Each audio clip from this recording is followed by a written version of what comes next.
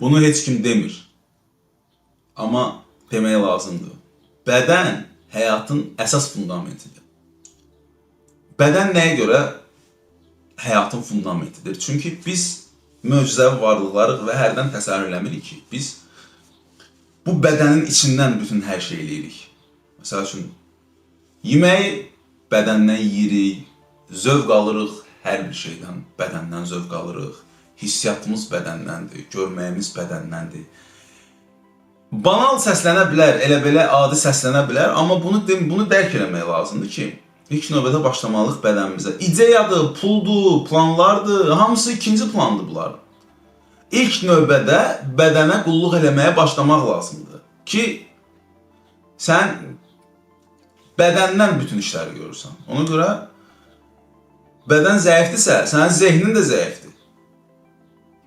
Bədən zəifdirsə, sənin gördüyün işlərin, enerjin hamısı zəifdir. Ona görə sən bədənvə qulluq eləməlisən, bədənvə baxmalısan. Pis vərdişlərdən sağollaşmalısan ki, bədənvə pis təsir eləməsin. Bir məsələ gətirim, həmişə mən bunu birinci dəfə işləndə çox dərin içimə yatmışdı. Deməli, bir Amerikada bir həkim yox, Amerikada universitetlərində bir müəllim leksiya keçirmiş və tələbələrinə sual verib ki, təsəvvür edirsə, həyatınızın sonuna kimi bir dənə maşın seçmək hüququnuz var, amma istədiyin maşını seçə bilərsən, amma bu maşın həyatının sonuna kimi səndə olacaq. İstədiyin il, istədiyin marka, pulu, fərqi yoxdur. Bir dənə maşın seçirsən, amma ömrünün sonuna kimi bu maşın səndə olacaq. Sən o maşına necə baxarsan? O maşını çox belə diqqətlə, sürəndə gözəl sürərsən, bir yerinə qoymarsan, ləkə düşsün, ən yaxşı benzini vurarsan, ən yaxşı yağı tökərsən, ən yaxşı ustaların yanına apararsan. Deyir ki, bax, sizə də həyatınızın axırına kimi bir dənə bədən verilib. Və bu bir dənə bədən, bu o qədər mənə dərin bir, yaddaşımda qaldı ki, doğrudan da bizə bir dəfə bədən verilib. Bunu fikirləşmək lazımdır.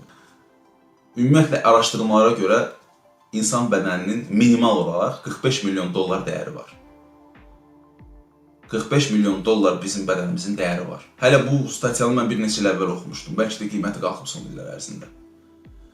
Bu 45 milyon dollar da deyil. Bu, sizin məni görməyiniz, sizin məni eşitməyiniz, mənim görməyim, eşitməyim, yemək yeyərkən hər ayrı-ayrı dadları hiss eləməyimiz, iyləri hiss eləməyimiz, həyatdan zövq almağımız o qədər şey var ki, sayı hesabı yoxdur. Bu möcüzədir, bu hamısını biz bədəndən bunu edirik. Ona görə bədənimizin qayğısına qalmalıyıq ki, ilk növbədə bədənimizin qayğısına qalmaq lazımdır ki, sən həyatda qabağa gedə biləsən. Yox, sən məsəl üçün nəsə qabağa getmək istəyirsənsə, amma bədənvə xəyanət edirsənsə, bədənvə pis baxırsansa, onda sən qabağa getməyi gözləmə. Rusların bir dənə sözü var, zdarovum teli, zdarovoy duh. Yəni, sağlam, elə bizdə də var o söz, sağlam bədəndə sağlam ruh olar. Bu, elə belə deməyiblər ki, mən çıxmışam bunu bugün sizə elə belə demirəm ki, bu, insanlar yaşayıblar, bunu görüblər, bu təcrübəni alıblar və bu tam aydındır. Ona görə bədən həyatın fundamentidir. Başlayırsan birinci bədəni təmizləməkdən, pis vərdişlərdən sağollaşmaqdan, idman eləməkdən, özünə yaxşı baxmaqdan. Sən təmiz qidalan, görürsən özünü necə möhtəşəm hiss edirsən. Sən məsəl üçün marketlərdə satılan zirzibili yemə, sən ancaq təbii, torpaqdan bitən şeyləri yeyib. Nə bilim, zavoddan çıxmış şeylər yox da belə qısaca deyim. Onları yemə. Yəni, məsəl üçün, gör özünü necə möhtəşəm hiss edirsən. Bunu bir dənə yoxla, bax, gör, bədənin ondan sonra istər-istəməz səni qabağa aparacaq. İstər-istəməz sənin təmiz bədənin, təmiz düşüncə gəlir və təmiz hərəkət gəlir ardınca. Çünki sən təmizsən, için təmizdir, düşüncələrin təmizdir və hərəkətin təmizdir. Bu hamısı zəncirvari baş verən hadisələrdir. Ona görə bədənvə xəyanət eləmə, bədənvə qulluq elə.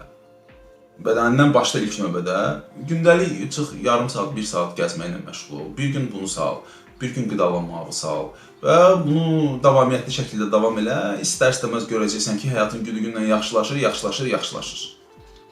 Ona görə, dostum, bədən müqəddəs bir şeydir. Demirlər, amma bunu dərk elə ki, bütün hər bir şeyi biz bədənimizlə eləyirik və Yaradana şükürlər olsun ki, təşəkkürlər olsun ki, bizə belə möhtəşəm bir bədən verir, bu funksionallığı daşıyır. Xəstələnirsən, sağalırsan, yaralanırsan, öz-özünü bərpa eləyir. Düşürsən -30 dərəcəyə, bədənin onu öyrəşir. Düşürsən müsbət 40 dərəcəyə, bədənin onu öyrəşir. Möcüzədir, möcüzə. Bu möcüzənin qayğısına qalmaq lazımdır. Bu möcüzənə təşəkkür edib bu möcüzəni yaxşılaşdırmaq lazımdır. Sən ona qulluq eləyəndən sonra, yaxşılaşdırandan sonra istər-istəməz həyatın da sənə qulluq eləyəcək, həyatın da yaxşılaşacaq. Bu qaçılmazdır. Bu milyonlarla insanın keçdiyi bir yoldur, tarix boyu. Ona görə bədənə qulluq elə. Görə bilmərsən ki, heç bir insan, heç bir uğur qazanmış insan, nə bilim, zirzi bilgisin. Ən pis belə keyfiyyətsiz şeyləri gitsin və yaxud da özünü zəhərləsin nəyinəsə, gedib içki içsin, nə bilim, pis-pis şeylər eləsin. Sənin bədənvi, enerji səviyyəvi salır aşağı. Enerji səviyyəvi qaldırmaq üçün ancaq bədən, çünki bədənindən gedir enerji. Burada indi ezoterika tərəfləri var, çakralar falanlar da var, indi bunlardan da başqa videolarda danışaram, amma əsas bizim fundamentimiz bədəndir.